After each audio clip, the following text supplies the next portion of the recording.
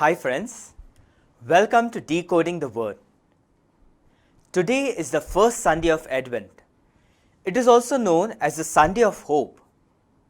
The Gospel today calls us to be alert. In Matthew chapter 24, we find this verse.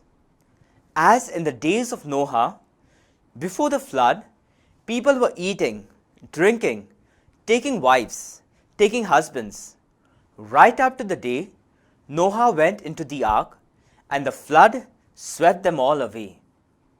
Now friends, the text does not say that the people were sinning, but they were eating, drinking and marrying. Are these sins? No, these are not sins, but they were engaged in innocent secular occupations. Their sin was that they were so occupied with the worldly affairs that they gave no thought to God Himself. Friends, the worldly occupations are not sinful, but making these occupations the center of our being is what Jesus is focusing upon today. In the next verse we find, this is what it will be like when the Son of Man comes. Then two men in the field, one is taken away and the one is left. Of two women grinding at the mill, one is taken away and one is left. We find this in Matthew chapter 24, verse 40 and 41. Now this looks like a scene out of a movie, like from Avengers Infinity War.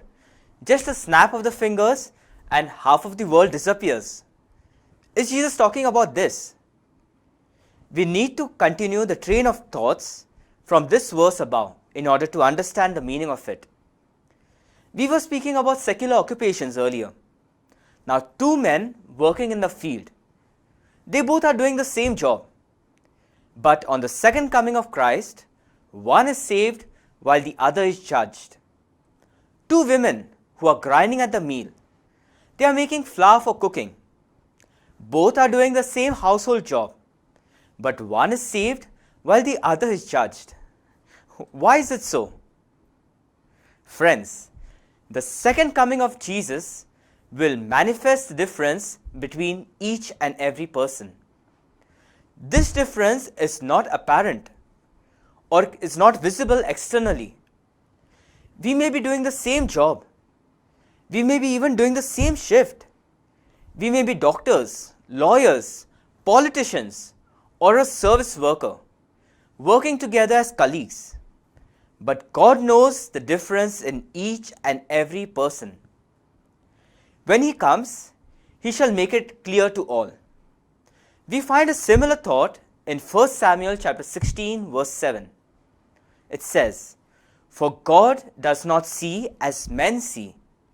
They look on outward appearances, but God looks on the heart." Thus, the person who engages in secular occupation but also keeps God as the center of his life will be saved and not be judged as the person who loses himself in the worldly affairs. So friends, from today's gospel, we see that God is calling us to be hopeful. We are beginning the season of Advent. So let us honor God and remember Him in all that we do. Let us give our time to Him in spite of our busy schedules. Let this be our challenge this week of Advent. Thank you and have a blessed week.